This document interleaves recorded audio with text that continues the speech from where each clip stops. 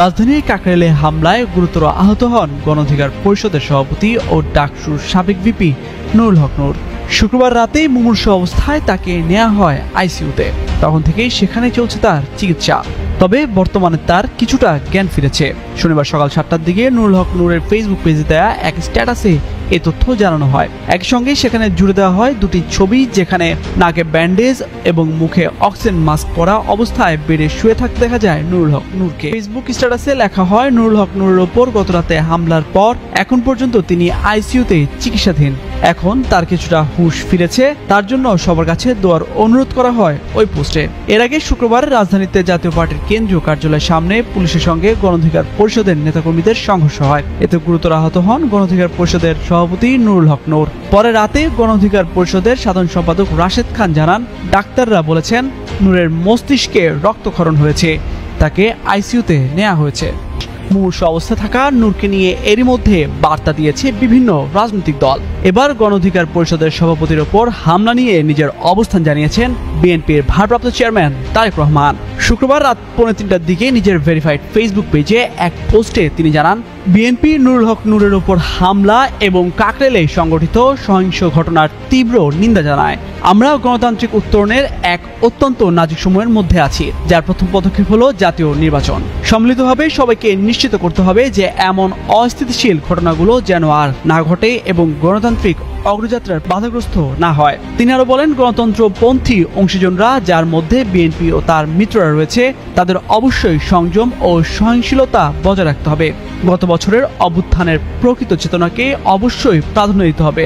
তারেক রহমান বলেন, আমরা যদি বাংলাদেশকে এগিয়ে নিয়ে যেতে চাই, তাহলে আমাদের এই মব ভায়োলেন্সের সংস্কৃতির বিরুদ্ধে সতর্কতা বজায় রাখা উচিত। আইনের শাসন সমুন্নত রেখে একটি শান্তিপূর্ণ ও স্থিতিশীল দেশ গড়ে তোলা উচিত। কেবল গণতান্ত্রিক পথে জনগণকে ক্ষমতায়িত করা এবং সবার জন্য ন্যায় বিচার, সাম্য ও মর্যাদা নিশ্চিত করার মাধ্যমেই আমরা একটি ঐক্যবদ্ধ জাতি হিসেবে সফল হতে পারি। এই সময় নূরের দ্রুত আরোগ্য কামনা করেন বিএনপির ভারপ্রাপ্ত চেয়ারম্যান। একই সাথে হামলার ঘটনায় আইনি তদন্তের জন্য সরকারের প্রতি আহ্বান জানান তিনি। বিএনপি গণতান্ত্রিক রাজনৈতিক সংস্কৃতিকে ব্যাহত করে এমন কোনো কর্মকাণ্ডকে সমর্থন করে না।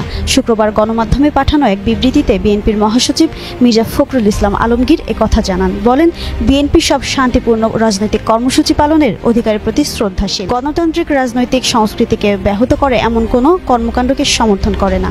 এই সময় তিনি সুস্থ ধারার রাজনৈতিক কর্মসূচিতে হামলার নিন্দা জানান। আহত নেতাদের দ্রুত আরোগ্য কামনা করে বিবৃতিতে মির্জা ফখরুল বলেন, তাদের সুচিকিৎসা নিশ্চিত করতে সর্বাত্মক পদক্ষেপ নেওয়া উচিত। গণ অধিকার পরিষদের সভাপতি নুরুল হক নূরের ওপর হামলার ঘটনায় কড়া প্রতিক্রিয়া জানিয়েছেন জাতীয় নাগরিক পার্টি এনসিপির দক্ষিণাঞ্চলের মুখ্য সংগঠক হাসনাত আব্দুল্লাহ। তিনি বলেন, ভারতের প্রত্যক্ষ মদতে আওয়ামী লীগ ব্যাক করানোর এই খেলায় প্রথম রক্ত দিলেন নুরুল হক নূর। শুক্রবার রাত 11টা 20 দিকে নিজের ভেরিফাইড ফেসবুক আইডিতে ওয়ালটন এখন দেশের সীমানা পেরিয়ে পৌঁছে গিয়েছে 50টিরও বেশি দেশে। ওয়ালটন, ঘরে ঘরে বিশ্বজুড়ে। এক পোস্টে তিনি এই প্রতিক্রিয়া জানান। স্ট্যাটাসে হাসনাত আব্দুল্লাহ লিখেছেন, শুরুটা হয়েছিল রিফাইন্ড আওয়ামী লীগের পরিকল্পনা দিয়ে, যে পরিকল্পনা আমি 11 মার্চ প্রকাশ করে দেই। সেই পুনর্বাসন ভেস্তে গেলেও ওরা থামেনি। সেই একই গ্রুপ এবার আওয়ামী লীগ পুনর্বাসনের জন্য বেছে নিয়েছে জাতীয় পার্টিকে। তিনি আরো লেখেন, ভারতের প্রত্যক্ষ মদতে জাতীয় পার্টির মাধ্যমে আওয়ামী লীগ ব্যাক করানোর এই খেলায় প্রথম রক্ত দিলেন আমাদের নূর ভাই। এখন যদি আমরা নুরুল হক নূরের ওপর এই ন্যাক্কারজনক হামলার প্রতিবাদ না করতে পারি, জাতীয় পার্টিকে দিয়ে ফ্যাসিবাদ ফেরানোর এই চেষ্টা প্রতিহত না করতে পারি, তাহলে পুরো বাংলাদেশই আবার নূরের মতো রক্তাক্ত হয়ে যাবে। এনসিপির এই নেতা আরো বলেন, নুরুল হক নূরের রক্ত বৃথা যেতে দেব না। ভারতের প্রেসক্রিপশনে বিপ্লবীদের রক্তাক্ত করে আওয়ামী লীগ ফেরানোর এই চেষ্টা প্রতিহতের কড়া হুঁশিয়ারিও দেন তিনি।